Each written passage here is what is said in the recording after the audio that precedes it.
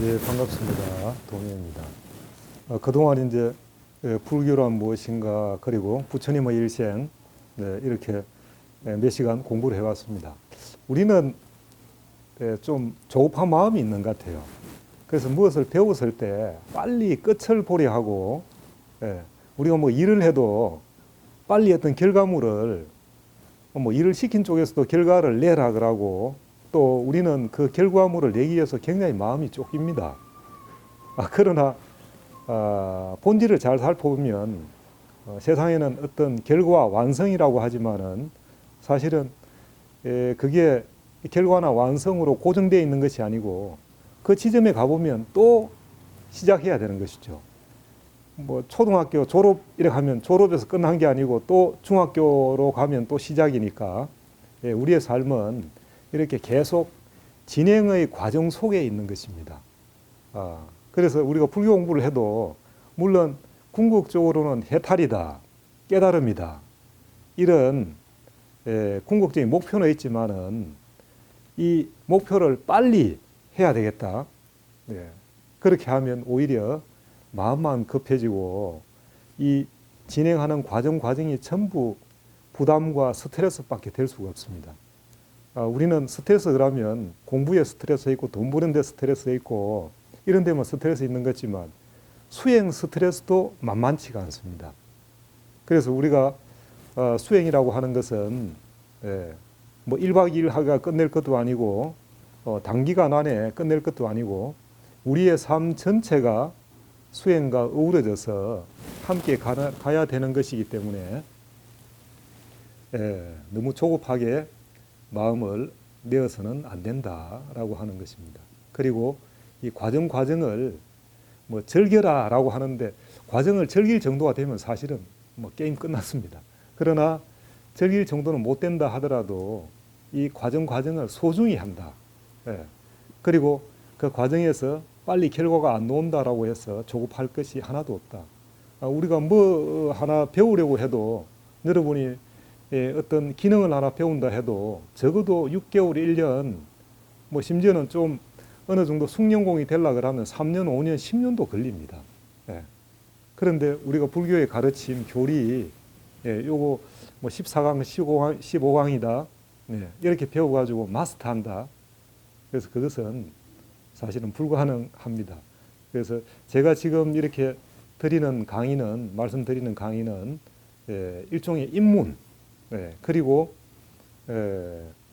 일종의 이제 그 중급 과정으로 가는 그런 과정들로 보면 됩니다. 제 강의 속에 너무 많은 것을 기대하시거나 그럴 필요도 없고 이렇게 한번 쭉 훑어본다는 마음으로 들으시면 될 것입니다.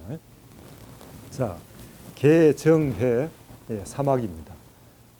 이 개정의 사막은 불교의 모든 것이라 할 수 있습니다. 이론이기도 하고 불교의 또 실천이기도 하고 그러니까 불교라고 하면 개정의 사막을 빼면 없습니다. 그 불교의 교리부터 해가 수행 모든 것이 다 포함되어 있는 것이 바로 개정해 이 사막이라고 할 수 있습니다. 그래서 개학은 계율을 지키는 것, 그 다음 정학은 사선정을 닦는 수행, 그리고 해학은 사성제를 깨닫는 것을 말한다. 자, 개정해라고 하지만은 이 개정해에 대한 구체적인 또 내용이 다 있는 것이죠. 그래서 개정해는 지계와 또 삼매와 통찰지이다. 이렇게 말할 수도 있고, 개는 도덕적인 삶이고, 정은 삼매 수행이고, 해는 통찰지의 개발을 뜻한다. 이렇게 풀이할 수도 있습니다.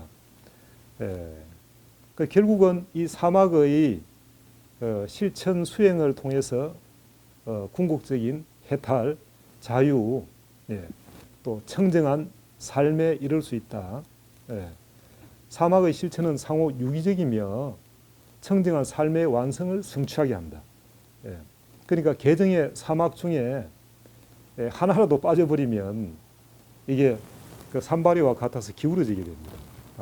그래서 개정의 사막을 고루 갖추어야만이 우리가 소위 지혜도 개발되고 그리고 덕과 인격도 완성되는 것이죠. 우리가 도의 완성이라 그러면 알면서 끝나는 것이 아니고 바로 덕으로 실천돼야 된다. 그래서 우리가 흔히 도덕이라고 합니다. 도덕. 그래서 지혜와 인격까지. 네. 인격은 덕화조, 타인을 배려하고 베풀고 나누고 그래서 나만 알았다 이렇게 해도 이게 관계에서는 진정한 평화와 완성에 이를 수가 없는 것이죠. 자, 부처님께서 이 개정에 대해서 하신 아주 정리된 그런 말씀이 있습니다. 자, 천천히 음미하면서 한번 들어보십시오. 어느 때 붓다께서 사위국 기수급고도곤에서 여러 비구들에게 말씀하셨다. 비구들아, 사막이 있다. 어떤 것이 세 가지인가? 뛰어난 계학, 뛰어난 정학, 뛰어난 해학이다. 어떤 것이 뛰어난 계학인가? 만약 비구가 계율을 지켜 규율에 맞는 몸가짐과 행위를 원만하게 갖추고 가벼운 죄를 보아도 두려운 마음을 내어 계율을 지키면 이것을 뛰어난 계학이라 한다. 어떤 것이 뛰어난 정학인가? 만약 비구가 온갖 악하고 불건전한 것들을 여인 생각과 지속적인 고찰이 있고 불건전한 것들을 여인돼서 생긴 기쁨과 안락이 있는 초선으로부터 사선에 원만하게 머물면 이것을 뛰어난 정학이라 한다. 어떤 것이 뛰어난 해학인가? 만약 비구가 괴로움이라는 성스러운 진리를 진실 그대로 알고 괴로움의 발생이라는 성스러운 진리, 괴로움의 소멸이라는 성스러운 진리, 괴로움의 소멸에 이르는 길이라는 성스러운 진리를 진실 그대로 알면 이것을 뛰어난 해학이라 한다. 장아함경 제30권. 자, 개정에 대해서 부처님께서 간략하지만은 아주 핵심적으로 그렇게 말씀하셨습니다. 그래서 이 사막의 첫 번째 계학은 계율을 지켜서 몸가짐과 행위를 원만하게 갖추고 가벼운 죄를 보아도 두려운 마음을 낸다라고 했습니다. 우리가 그 작은 어떤 그런 잘못을 허용하면 그것이 점점 커져서 나중에 큰 허물을 짓게 됩니다. 우리가 바늘 도둑이 소도둑 된다라고 하는 것이 있죠. 우리가 수행을 하다 보면 뭐 수행 초기에는 뭐 사소한 그런 것들이 별로 문제가 되지 않습니다. 그러나 수행이 깊어지고 또 점점점 정밀해지면 그때는 사소한 것들이 아주 큰 영향을 미친다라는 것을 알 수 있는 것입니다. 그러니까 우리 제품도 보면 뭐 하급 제품은 거기 뭐 흉이 좀 있고 문제가 있어도 뭐 쓰는데 큰 지장 없으면 괜찮습니다. 그러나 고급 제품으로 이렇게 가다 보면 거기에는 티가 하나 있는가 없는가 부터 해서 뭐 옷으로 친다 그러면 그 바느질 하나가 뭐 0.1mm, 1mm 삐뚤어졌는가 또 실밥이 어떤가 여기에 따라서 이제 1류와 2류, 이제 고급과 중, 하급이 이렇게 나누어지는 것과 같습니다. 그래서 계율도 이제 여러 가지 종류가 있죠. 계율도 뭐 바라이다, 성잔이다, 그 다음에 뭐 바일제다 이렇게 종류가 여러 가지가 있습니다. 돌길라다 이런 종류들은 이제 무거운 죄부터 해서 그 죄의 경도에 따라 가지고 여러 개로 이렇게 이제 나누어지는 것이죠. 그래서 바라이제다 그러면 이것은 성단에서 추방하는 죄다 이렇게 되죠. 살도, 음망 이렇게 네 가지 죄에 대해서는 그렇게 정의하고 있습니다. 자, 그리고 이제 정학, 정이라고 하는 것은 삼매, 이제 정신 집중에서 오는 일종의 정신이 통일된 상태, 그것을 이제 사마디라고 합니다. 사마디라고 하는데 이것을 이제 음독해서 음으로 이렇게 옮겨서 한자로는 이제 삼매라고 합니다. 삼매라고 하는데 불건전한 것들을 다 여의고 지속적인 고찰이 있다. 그러니까 이 정의 핵심은 지속적인 고찰, 지속적인 관찰, 지속적인 집중을 하는 것입니다. 그러니까 마음을 어떤 대상에 네, 수행 주제면 수행 주제, 예, 거기에 또 수행 방법이면 방법, 거기에다가 마음을 아주 집중해서 다른 여러 가지 생각을 다 물리치고 한 곳에만 마음을 모으는 것이죠. 그렇게 될 때 다른 번뇌와 잡다한 그런 생각들은 가라앉는 것이죠. 그래서 이 정의의 핵심은 무엇이냐 하면 잡다한 생각들을 가라앉혀서 한 생각으로 만드는 것입니다. 그래서 우리가 보통 삼매라고 할 때 그 앞에 들어오는 말이 일념삼매라고 합니다. 일념삼매. 그 한 생각이 되는 것을 얘기합니다. 그러니까 몰입하는 상태죠. 네. 한 생각에 집중해서 다른 생각이 일어나도 그 생각을 신경 쓰지 않고 버려두고 오직 내 할 일만 하는 것이죠. 계속 한 생각에 집중, 집중, 집중 그렇게 하다 보면 점점점 그 생각의 힘은 강해지고 정신이 하나로 통일되는 상태. 네. 그리고 해학이라고 하는 것은 이제 사성제, 모든 존재는 변해가니까 영원히 안정된 것 없다라고 하는 고성제, 그리고 이런 고가 일어나는 근본 원인은 집착으로부터 일어난다. 무지와 집착으로부터 일어난다. 집성제, 그리고 이 무지와 집착은 내려놓을 수 있다. 해결할 수 있다. 멸성제, 그리고 무지와 집착을 해결하는 그 구체적인 방법, 팔정도 바로 도성제, 이것을 바로 해학이라고 한다라고 하는 것이죠. 그래서 우리 불교에서는 깨달음을 가장 소중히 합니다. 깨달음은 바로 해학이죠. 해입니다. 해인데 이 해를 얻기 위해서 바로 몸을 안정시키는 개와 그리고 생각을 안정시키는 정과 그리고 몸이 편안해지고 생각이 하나로 정신 통일이 되면 그러면 우리의 생각의 힘이 아주 뛰어나게 되고 그리고 마음이 맑고 고요해져서 바로 모든 사물의 이치를 알게 된다. 그래서 그걸 바로 깨달음이라고 하는 것이죠. 자, 이런 이치로 서로 유기적으로 연결되어 있는 것입니다. 이 개정의 3학중에 먼저 개학을 한번 살펴보도록 하겠습니다. 개라고 하는 것은 범어로 신라라고 하고 또 율이라고 하는 것은 비나야라고 합니다. 그래서 우리가 흔히 얘기할 때는 개율 이렇게 얘기하죠. 개와 율은 조금 그 성격은 다릅니다만은 보통 통합해가 함께 개율이라고 할 때 그냥 그 속에 개를 포함시켜서 함께 이렇게 얘기하기도 합니다. 개는 자기 단속을 통해 몸과 마음을 청정히 하는 것이 목적이다. 그리고 율은 규율, 규정을 뜻한다. 그러니까 개의 가장 근본적인 목적은 자기 단속이라고 하는 것이죠. 우리가 세상에서도 어떤 일을 성취하려고 하고 소위 성공하는 사람들은 어떤 사람들인가? 자기 관리를 잘 하는 사람들입니다. 근데 우리가 흔히 이제 보다가 뭐 연예인이나 정치인이나 어떤 위치에 있는 사람이 자기 관리가 안 돼 가지고 여러 낭패를 보는 경우가 있습니다. 그러니까 자기 관리가 되는 사람, 그 자기 관리가 되는 사람은 어떤 일에 있어도 큰 허물이 없고 반드시 그 사람은 믿을 만한 그런 신뢰 있는 사람이 되게 됩니다. 개는 수범 수재로서 통제가 목적이 아니라 잘못의 교정을 통해 자유에 이르게 하는 것이 그 목적이다. 제가 요전에 강의에서도 한번 말씀을 드렸습니다만은 부처님의 일생에서 말씀드렸습니다만은 부처님은 제자들이나 이 수행자들을 통제하기 위한 목적으로 개를 먼저 만드는 것이 아니고 최소한의 어떤 그런 방법으로 개를 제정한 것이죠. 그러니까 문제가 없다라고 하면 어떻겠습니까? 개를 전혀 만들 필요가 없습니다.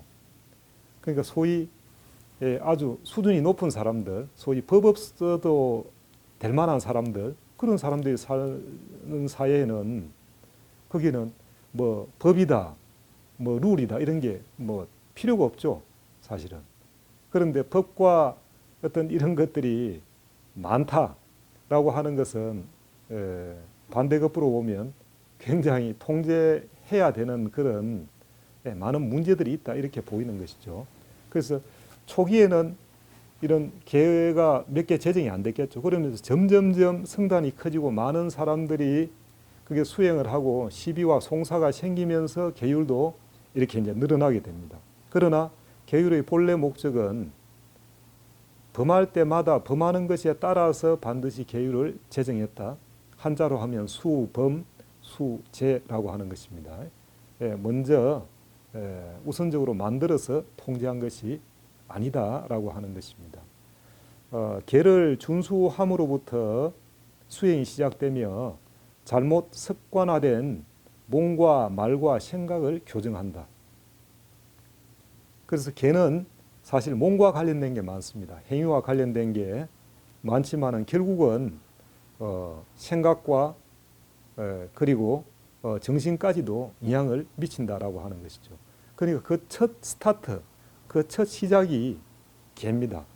자, 우리가 어디에 가서 수행을 한다라고 하면 뭐 어디 수행 단체에 입소를 하거나 그리 하면 거기서 나름대로 자, 핸드폰은 반납해야 됩니다. 그리고 뭐 차수를 해야 됩니다.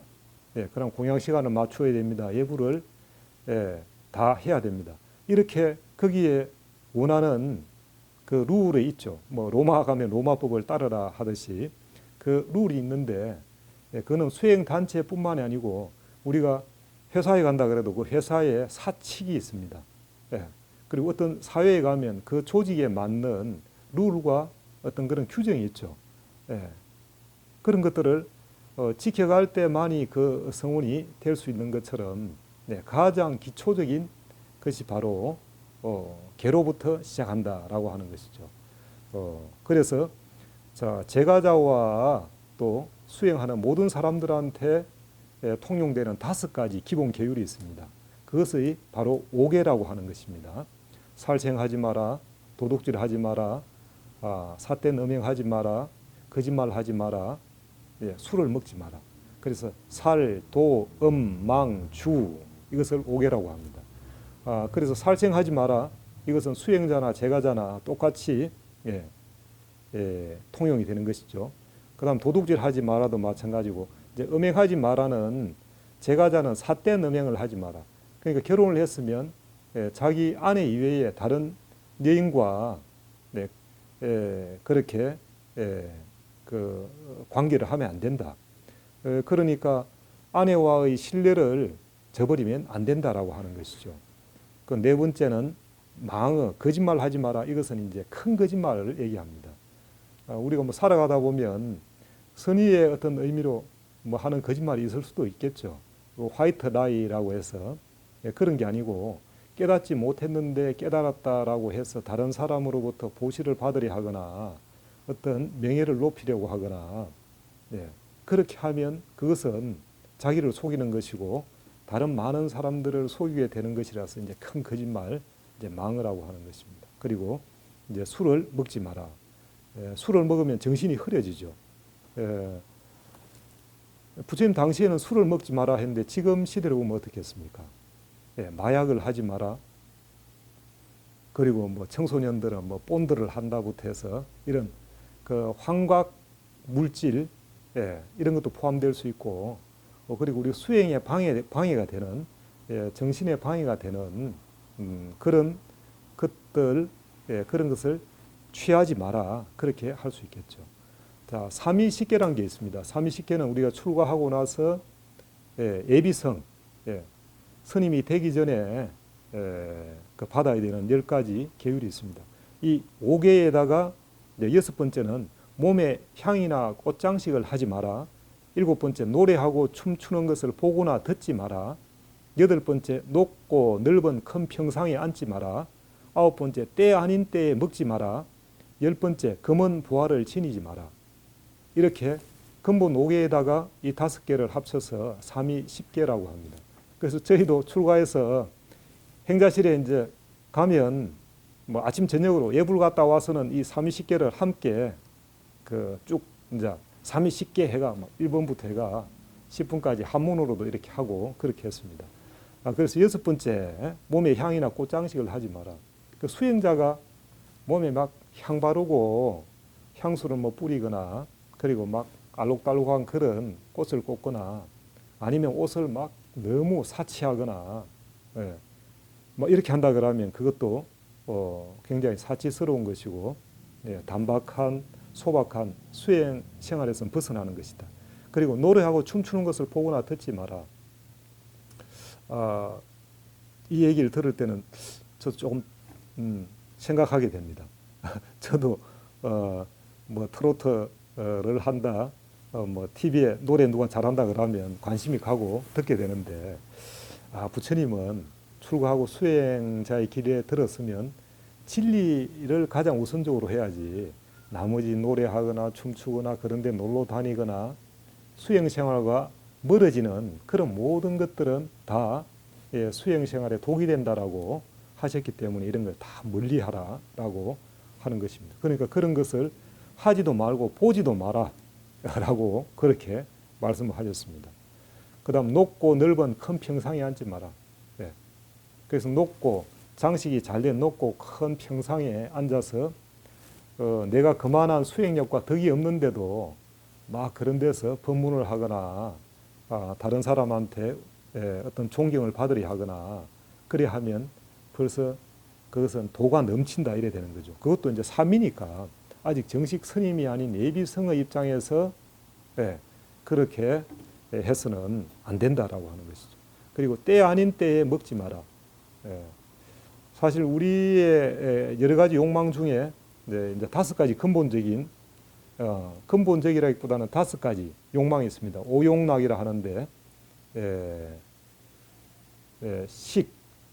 식욕, 색욕, 수면욕, 명예욕, 재물욕 이렇게 5가지인데 우리가 뭐 식욕이다, 색욕이다, 수면욕이다 이거는 우리 본능적이다라고 그렇게 얘기를 하고 재물, 명예욕은 후천적이다라고 하는데 그러나 사실은 우리 본능이란 것조차도 잘 살펴보면 전생부터 해서 오랫동안 인위적으로 만들어진 것입니다.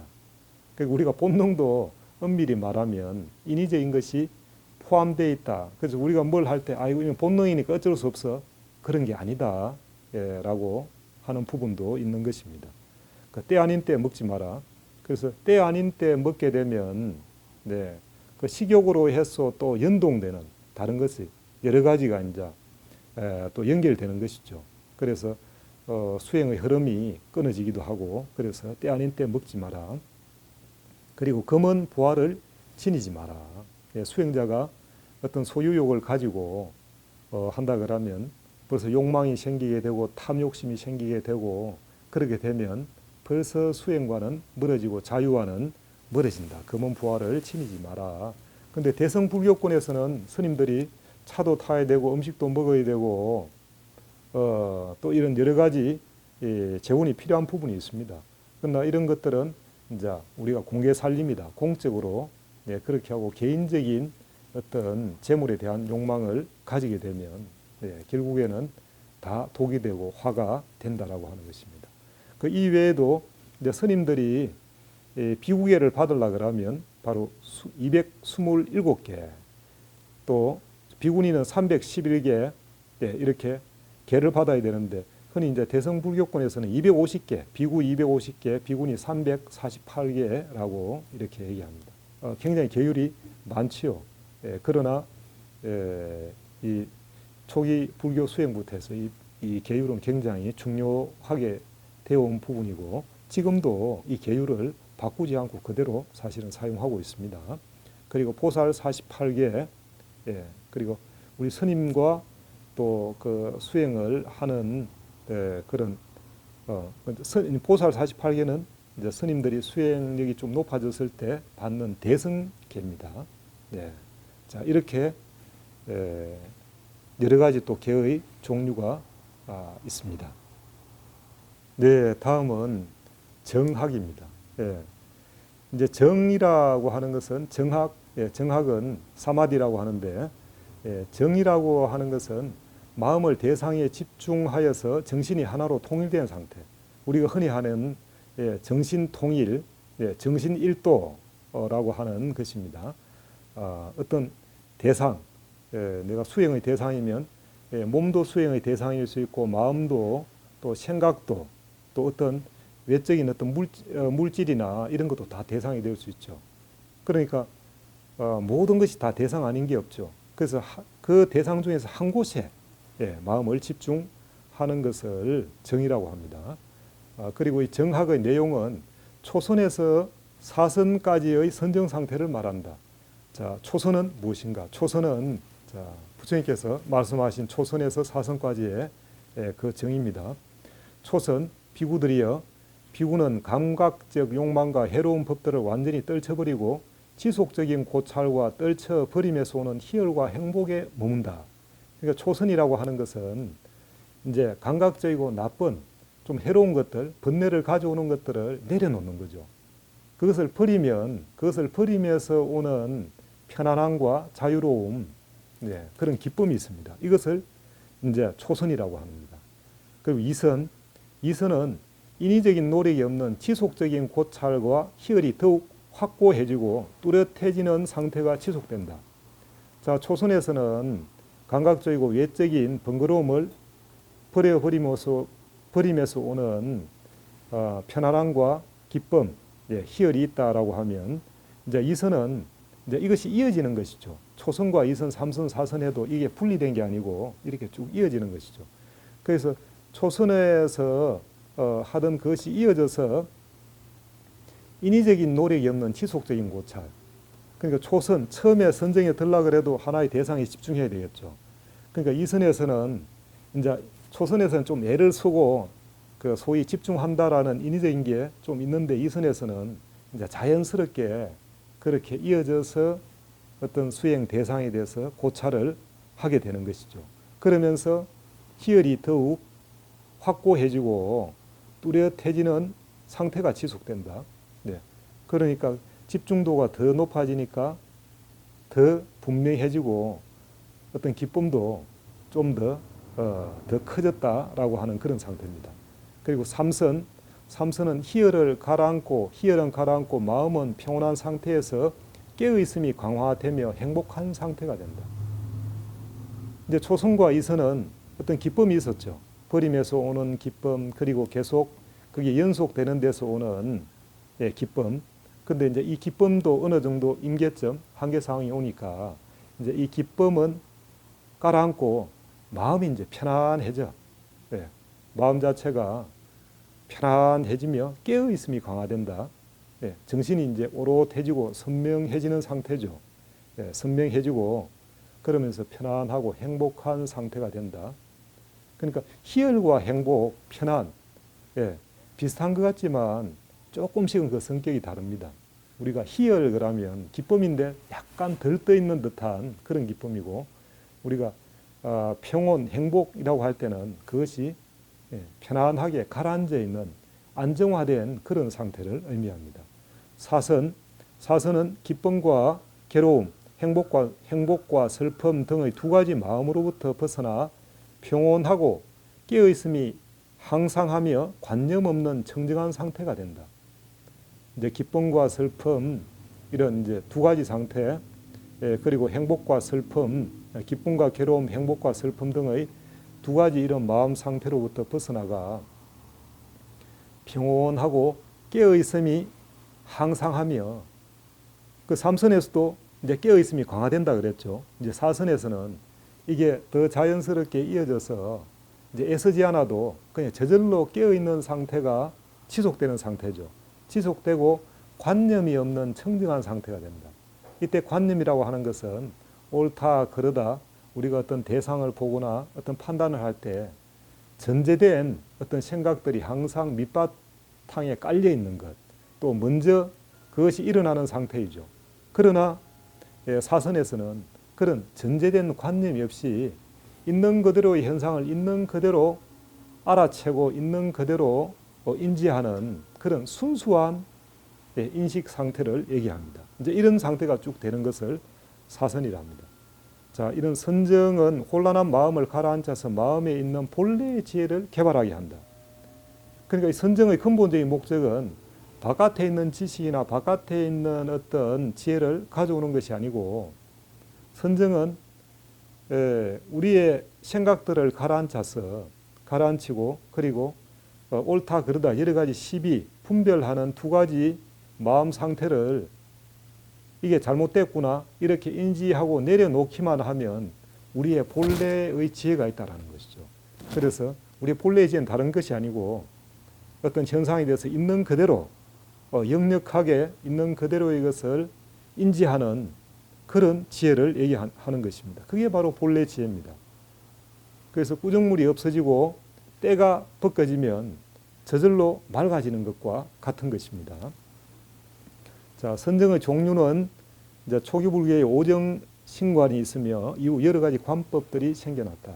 그 삼매 선정의 종류는 뭐 아주 많습니다. 근데 초기 불교에서는 이제 이 오정 신관이라 그래서 마음을 정지시키는 5가지 관법이 있습니다.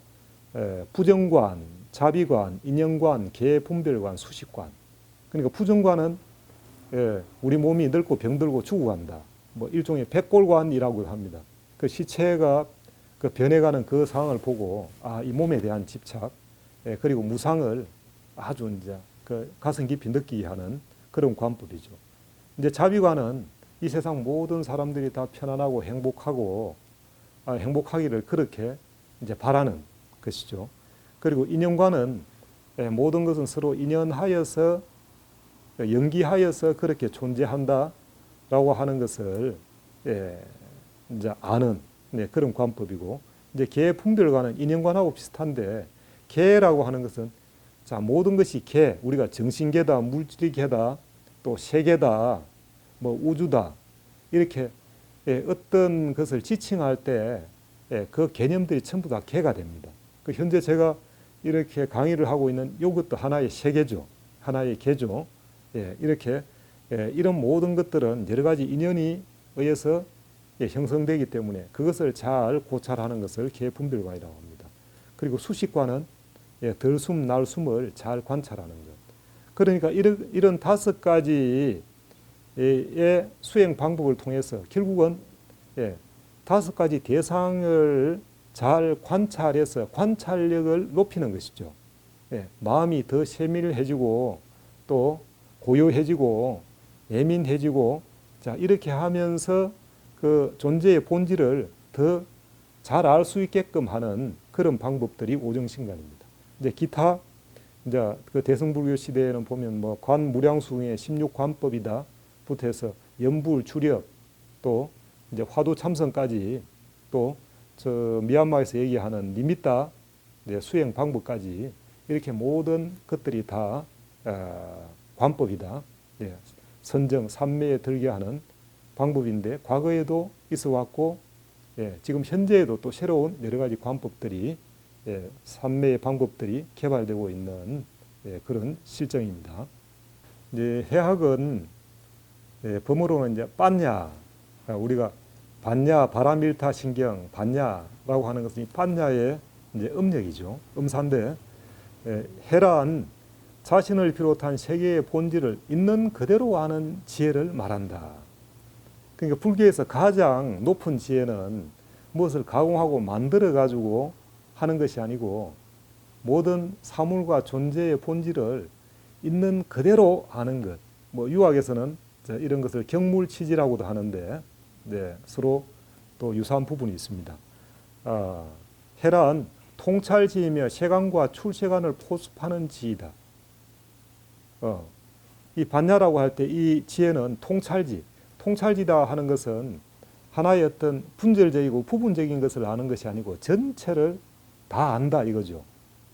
그러니까 우리가 이해를 하는데 소견이 좀 좁은 사람은 끊어가지고 자기 아는 부분만 옳다라고 하고 자기가 이해한 부분만 사실이다 하고 그렇게 국집을 합니다.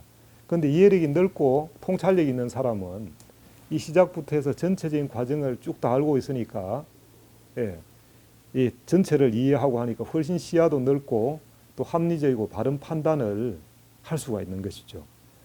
그리고 출세관의 지혜까지 포섭한다라고 했습니다.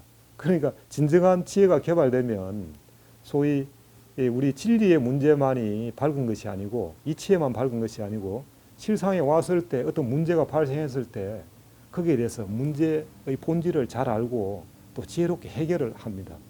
우리는 뭐 마음 공부를 좀 했다 했는데 현실에 돌아와서는 현실은 막 현실대로 따로 응계가 있고 문제의 본질은 보이지 않고 거기에서 또 문제 해결도 못하고 그렇다 그러면 우리가 마음 공부해가 뭐 하겠습니까?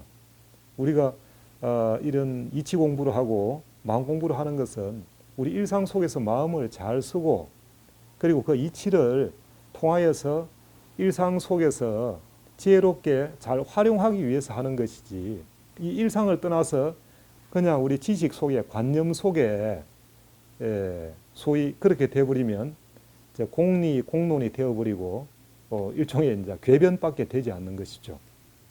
자, 우리 참다운 지혜는 도의 생활화 이 지혜가 우리 일상 속에 그대로 구현되어서 우리가 실제적인 이익을 얻는 것이 바로 진정한 마음 수행입니다. 지혜와 선정을 통해서 몸이 편안하고 생각이 집중되면 존재의 본질을 깨닫는 밝은 지혜가 일어난다. 네.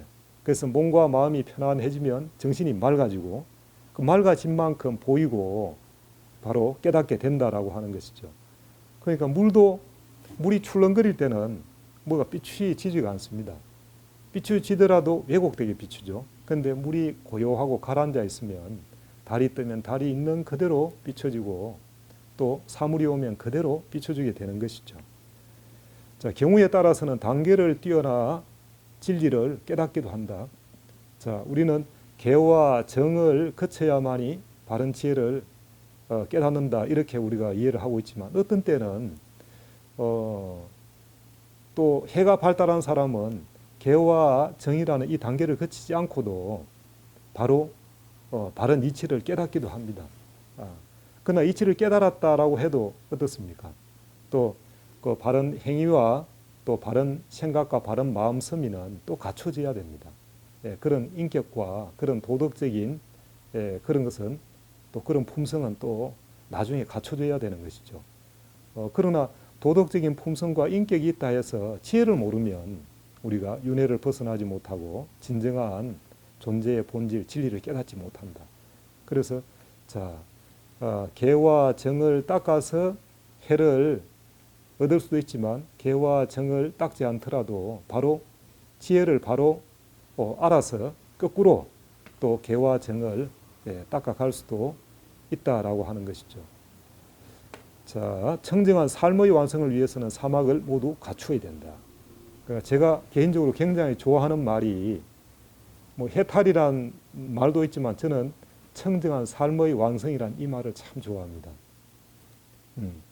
이때 청정하다라고 하는 것은 뭐 맑고 깨끗하다 그 의미도 있지만은 그 어디에도 걸리지 않는 아주 그 맑고도 아주 그 넓은 그런 것을 포함합니다.